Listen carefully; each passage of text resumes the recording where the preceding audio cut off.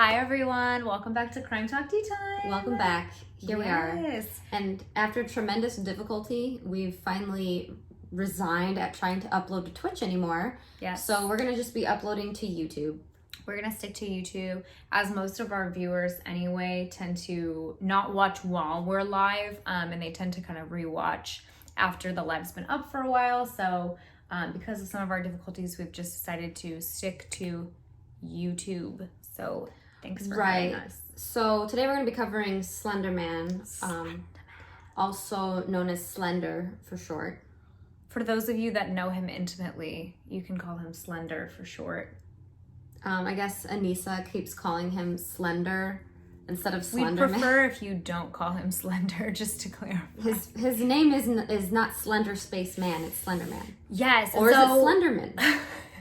It could be. I've heard many a person call him Slender Men, but in my own internal monologue, I've always referred to him as Slender Man. So we're going to be talking about the Slenderman stabbing, which luckily did not result in a murder like it was intended to. Right. But we'd like to get kind of a background of the origin of Slenderman, who kind of originated from 2009 on Creepypasta, which is this website that's got like scary stories and urban legends, and it's kind of more for like, you know, children, kids maybe. Yeah. I don't know, unless you like to write those stories, and maybe it's for adults too. Yeah. But, I guess Eric Knudsen was the creator who took a black and white of some children maybe in the 80s and captioned it in a photo contest. We didn't want to go, we didn't want to kill them, but their persistent silence and outstretched arms horrified and comforted us at the same time. So it's like, you know, it's got Slenderman in the background of this black and white with kids, so it's kind of a creepy idea. Scary. And it just kind of took off from there. He's this tall, lanky, slender man who has no face. He's like this gaunt white face with like no features, which leaves it to the imagination. You know, like in a lot of famous horror movies, they don't show the bad guy. Yeah, you know? absolutely. It's so almost like the suspense. Like you don't see his expression. It wouldn't be as scary if you showed his expression, maybe. Right. It makes him a lot less human as well. Right. And he always is dressed to the nines. He's always wearing his suit. He's always dressed for the occasion. He truly is. And he's just kind of like the modern boogeyman of like the 2000s. Urban legend, if you will. Yeah, he's an internet urban legend, essentially.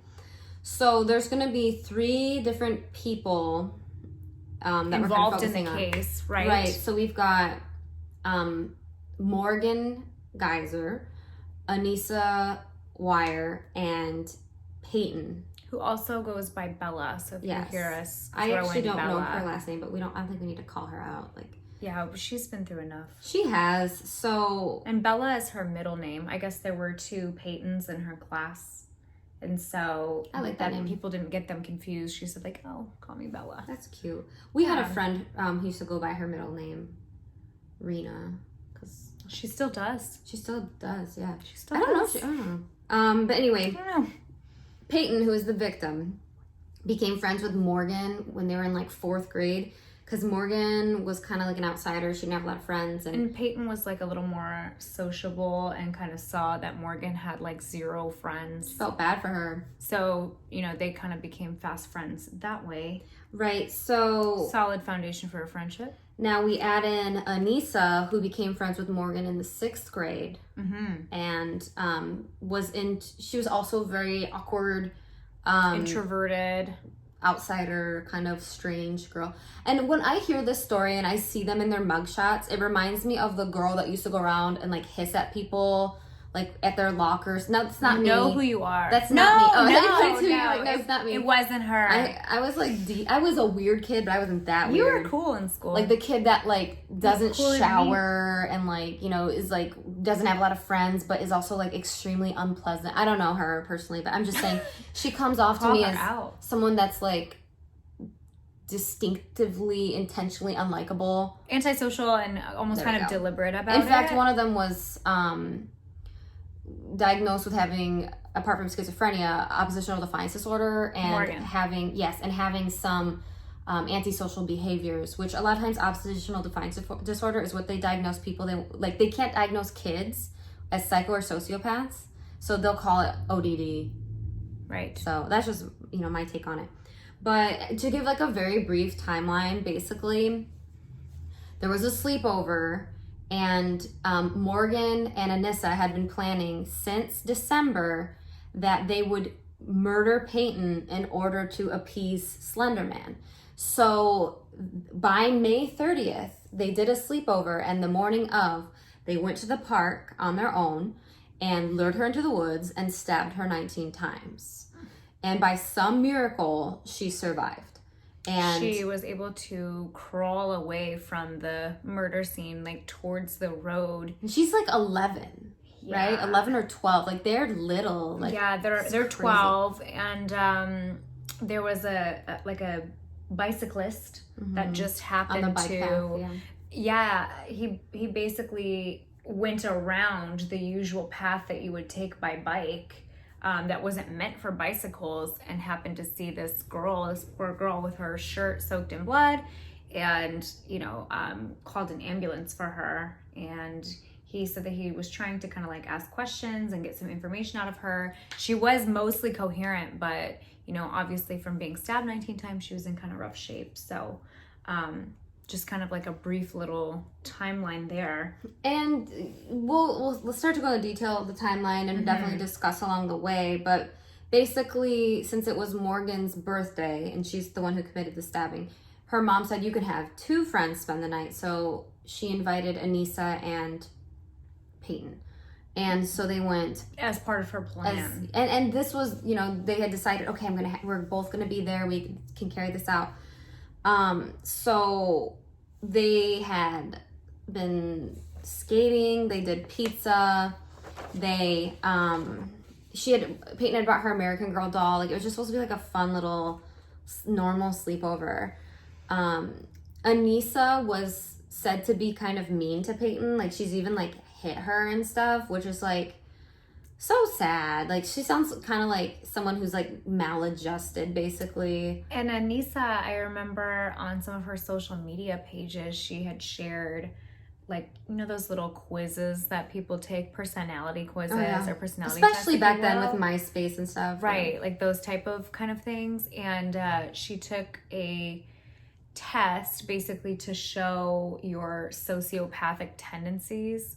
And she posted something like, high score, cuff me now, or something like that. Like, she was kind of obsessed, I think, in a way of maybe just preteen rebellion of being like angst, mean and sociopathic and just very cruel. In their sentencing hearing, the psychiatrist said she did not exhibit sociopathic traits. Right. And she even cries in her interview. But then again, like, sometimes people cry. Like, Jodi Arias cried in her interview, I believe. Like, they're crying for themselves sometimes, too. Scott Peterson cried in an interview, too. No, he, like, acted like he was crying. He didn't wipe the tears. He was like... He did cry. A couple. You're right. Yeah, he cried. Right. He didn't wipe the tears, which is like telltale sign of a liar. In the documentary Beware the Slender Man, Morgan's mom said that Morgan, was like a fun, interesting little girl, but she did sometimes react weird to, like, she specifically said movies, which I thought was really specific. In particular, Bambi, the scene where Bambi's mom dies, which would be kind of upsetting to kids. Everybody. I'm pretty sure I've cried. It's traumatizing. Yeah, like Finding Nemo. He thinks his mom is there, but she's not. She got shot. It's horrible. Yeah, Morgan yells as like a toddler, "Run away, Bambi! Save yourself!" Yeah, which is save yourself, Bambi. Bro, some dark stuff. So there were maybe some signs along the way that her mom kind of. Maybe some red flags that she wasn't socializing normally with kids. So she probably was really excited when she made a couple of friends. She was, right? And she even says that in the documentary, especially because Anissa lived nearby.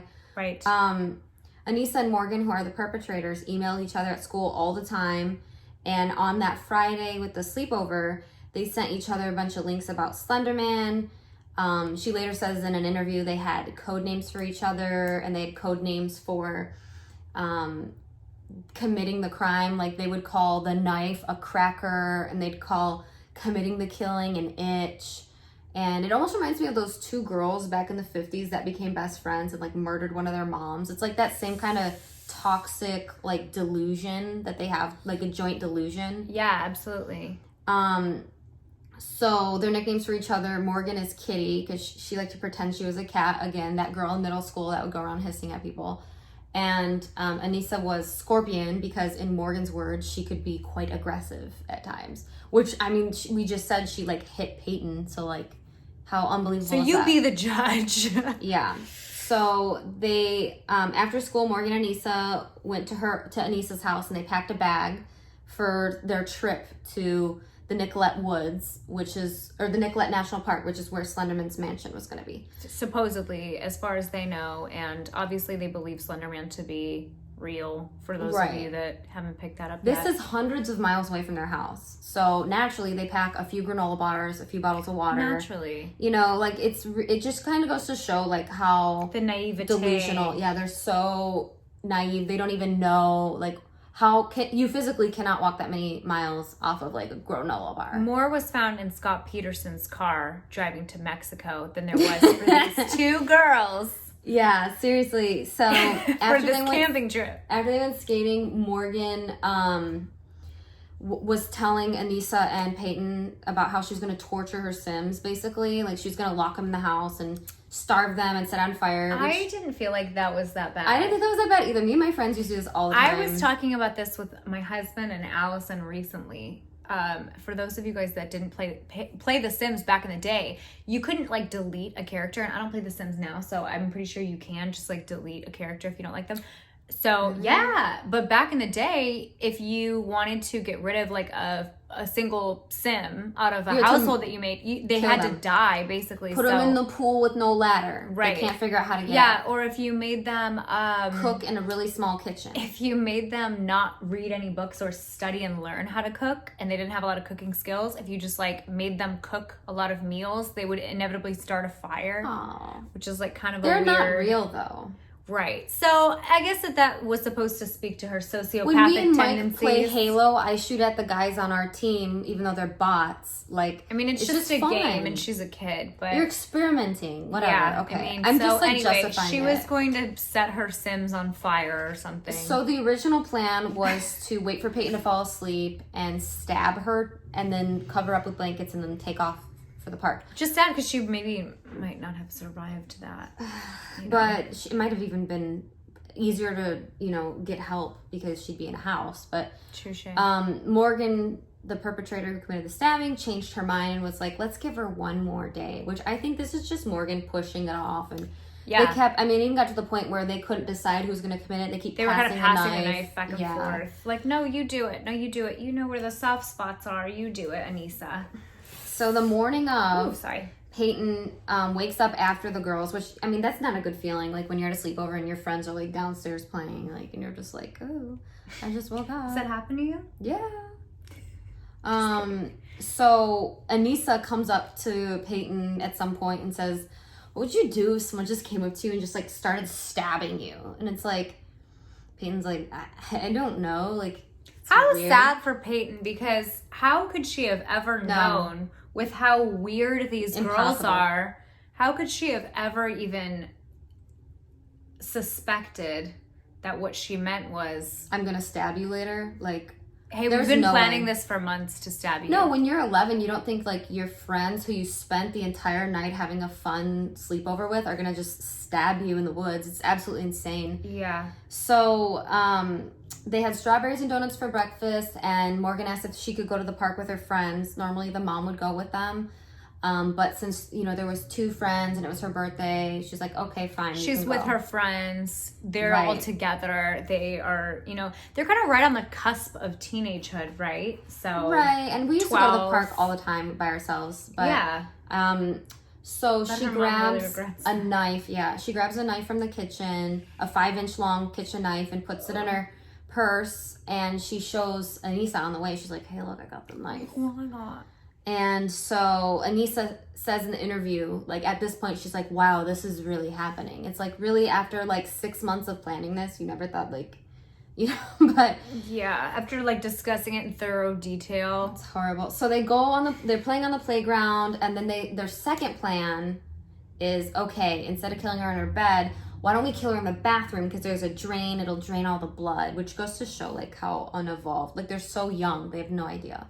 So Anissa is still obsessed with this idea that like she needs to be asleep when they kill her, because it's, you know, she doesn't want to deal with the struggle. She tells Peyton to go to sleep, Yeah, which I can only imagine how this why don't encounter we pretend went. to be asleep? Let's pretend to be asleep. It's like the middle of the day in the woods in a bathroom, like in a public restroom. Pretend to be asleep. And Peyton's like, no, because that's just a completely ridiculous statement Yeah. to make. She's like, so I'm good. They lock her in the bathroom stall with Anissa, and they're like they had been going back and forth. Oh, who's gonna, you know, you do it, you do it, no, you do it, okay, fine. And then Anissa just knocks her right into the stall, and she hits the back of her head, which is like insane. Like if one of my friends did that, I would, at that age, I'd be so scared. Like I can only imagine how scared. If anyone did that to you at any point in your life, but I feel like it would be it's terrifying. like, why would you, like, she just seems really horrible to Peyton, because I know they try to paint these girls as like mentally ill, but I kind of see them more as just like really maladjusted,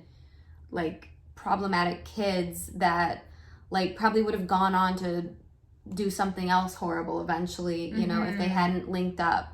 So and I know Morgan is diagnosed with schizophrenia, so like, and it runs in her family, like, you know. Yeah, it was definitely unfortunate that their paths crossed at all. I don't know that something like this would have happened organically if the girls would have separately maybe not lived to out this each of their extent, lives. but yeah, they kind of seem to have some problems. Yeah. But they didn't, I mean, like, they didn't really have any real disciplinary issues like stealing or anything serious like that.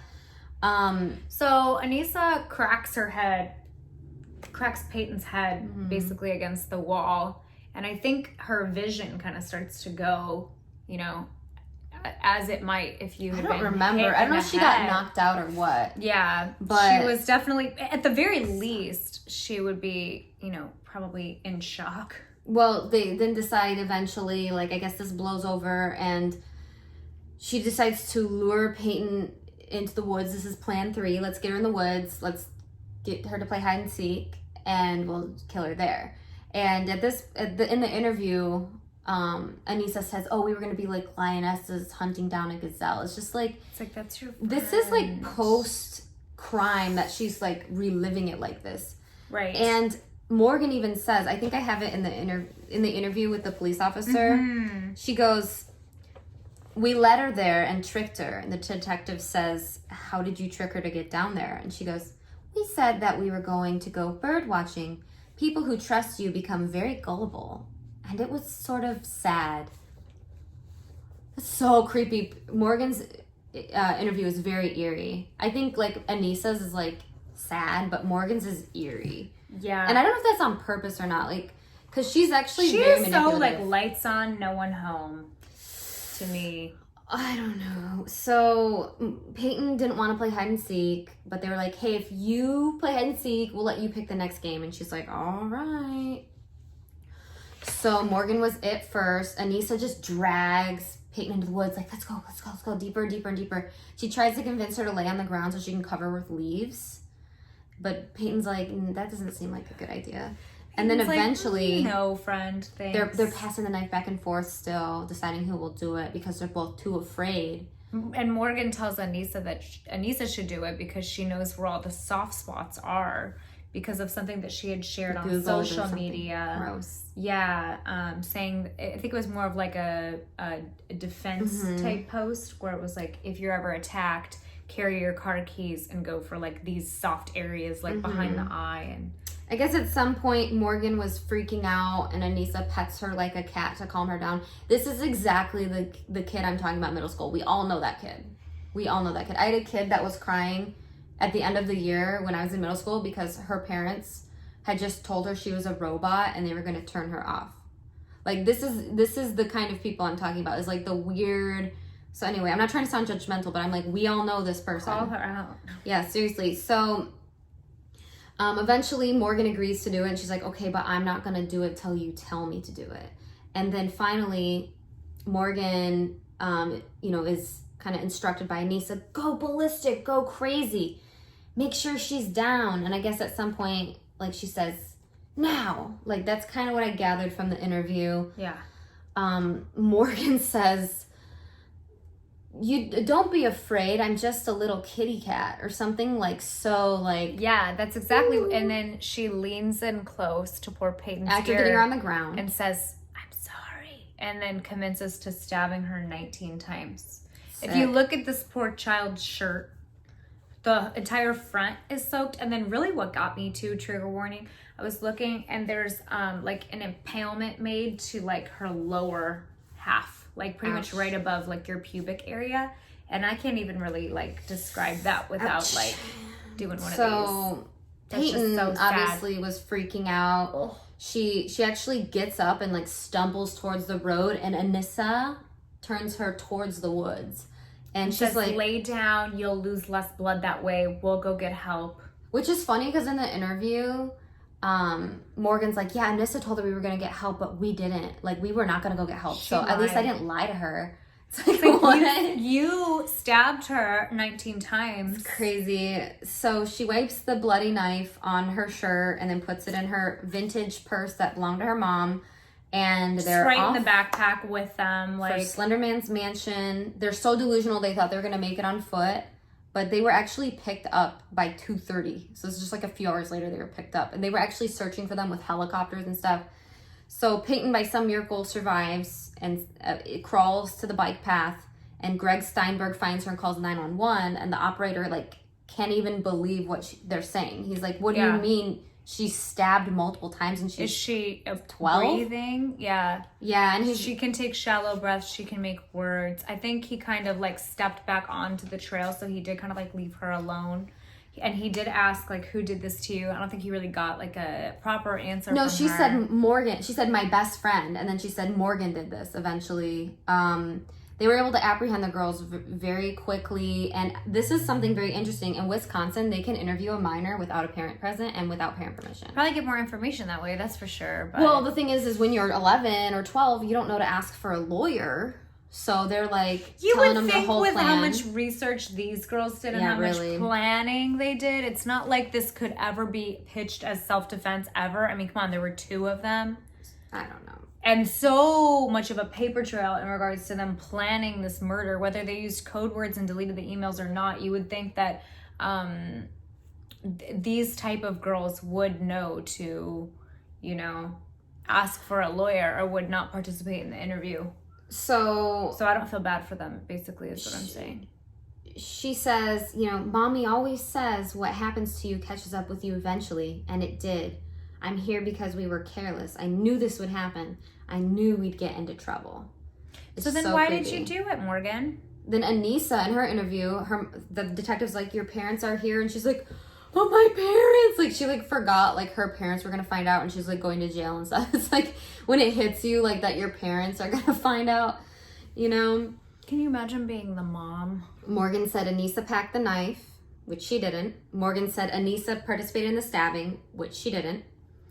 And at this point, she's assuming that Peyton is dead, right? And so if, you know, unfortunately, if Peyton did pass away and didn't survive this horrible attack, there wouldn't really be anyone to dispute what she was saying. Which is crazy and calculated. Like, that's incredibly calculated. She's kind of like, I'm not going down alone, since she's the one that did the stabbing. I mean, to be fair, they both did plan it for months in advance. But so the idea is they were going to become proxies for Slenderman by proving to him that they're worthy by murdering Peyton. And they picked Peyton because she was nice, and they thought that she would be like easy to convince to like come over and stuff like that, because they didn't really have a lot of friends. Like, they didn't have a lot of options of who to invite over. So they're like, oh, so they picked Peyton, which is really screwed up. It's unfortunate. Yeah. And she's actually seems like she's really doing well despite everything that's happened to her. But I mean,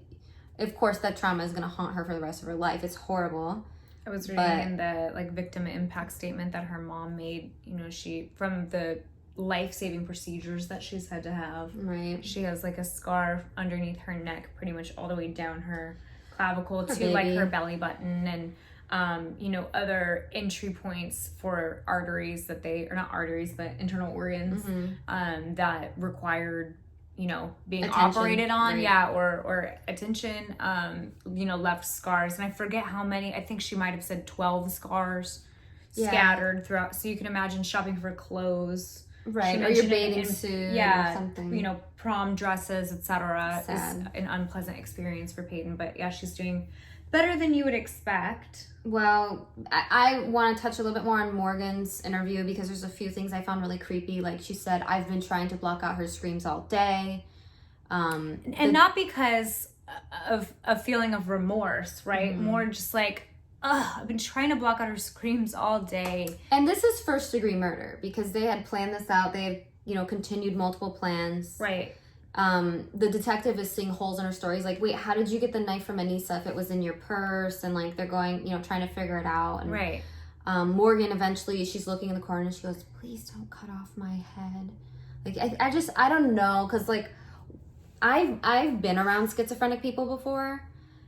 So I don't know, like... Spoiler alert, it's I'm not sure, me. Yeah, I'm sure that, she was properly diagnosed, but sometimes I just wonder, like, how much of it is really calculated, and she eventually... A lot of other things that she said in the interview were deliberately misleading, so I wouldn't say that it's a stretch. Yeah, the detective said it was on purpose. He said, like, she'd say, I think Anissa said to do that, I think Anissa did it. Like, she was blaming Anissa. Yeah. And so, the last thing I wanted to say was about the interviews. The detective says, oh, so what did you do next? And she's like, I already told you. And he's like, and what was that? And she goes, stab, stab, stab, stab.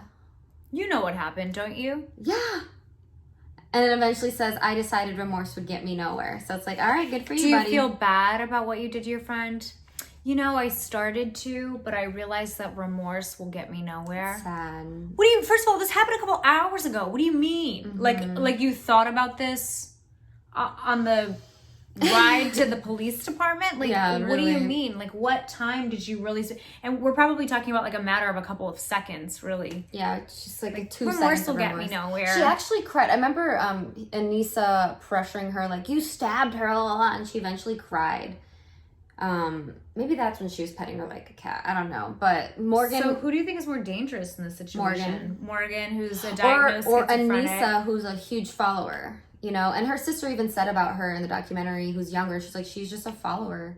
And the reason that I bring that up is because it kind of, ties into their sentencing and some of the things that are, kind of more recent with the case. Right. Like Morgan Geyser has 40 years in a mental institution. Right. And Anissa has 25 years in the mental institution, but they're trying to get her sentence overturned early. Right. So, for good behavior. Right. I don't know. I think, she didn't stab her, but she was a part of it. It wouldn't have happened if she hadn't been, encouraging her friend with it. It wouldn't have happened without her, for sure. And she says, I thought this was all about proving Slenderman existed. And it's like, So how far would you go to prove that Slenderman existed? I also feel like she picked on Peyton a lot. Prove the skeptics wrong. She picked on Peyton. I feel like she didn't like Peyton. And I feel like she just wanted to kill her just to see, in a way. Like, you know what I'm saying? Like, this was a convenient excuse, maybe? Do you have anything else you want to add? I want to add this quote in. Yeah, I would definitely throw that in. So I want to finish up with this quote by Richard Dawkins, who's an evolutionary biologist and also does a lot in the field of ethics. He's a scientist. He wrote The God Delusion, which is a really good read. And he says in remarks to this case, if everybody knows that is Slenderman, then I think that's sufficient to define it as a replicator. Genetic viruses spread from body to body, so a meme that has great spreadability deserves to be called a virus of the mind. A virus of the mind spreads by being listened to or being seen by the sense organs. When one brain picks it up, it will have the tendency to pass it on to another brain, and so on until it had spread exponentially. And that it's empirical fact that this happens. The Slenderman case is a very powerful example of peer-to-peer horizontal transmission. Right. Yeah, which is definitely an interesting statement for sure. Yeah, it's just a really horribly sad case, and the only good thing that came out of it is that she didn't die. I mean, like, can you imagine?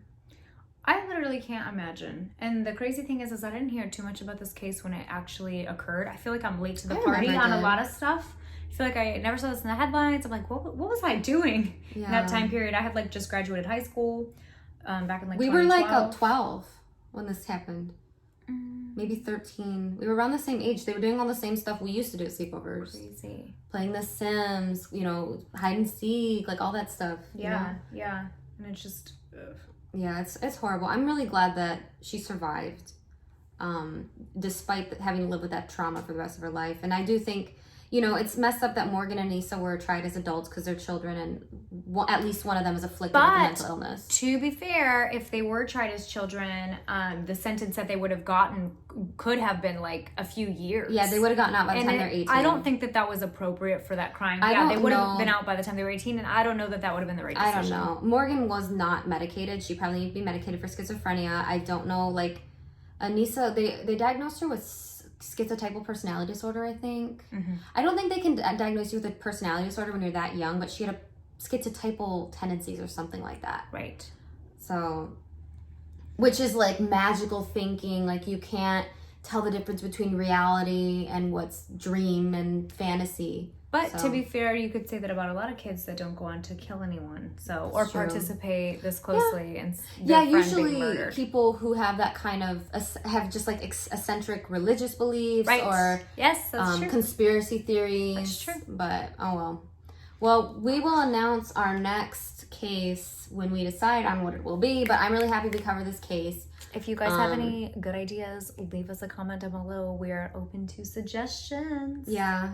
For our next case. I did have a dream about Slenderman. They say that's how Slenderman haunts you, but I assure you... That's not appropriate to talk about those type of dreams. Ew, gross. No, but it's kind of funny that, like, I was researching the case so much that, like, I had a dream about Slenderman. If I watch a lot of, like, Law & Order SVU before bed, I'll have, like, Law & Order SVU type dreams. Absolutely. So it's just fresh on the mind. I hear ya. But anyway, thank you guys so much for watching. We'll be back. We'll be back. We'll be back. Try to stop us. You can't.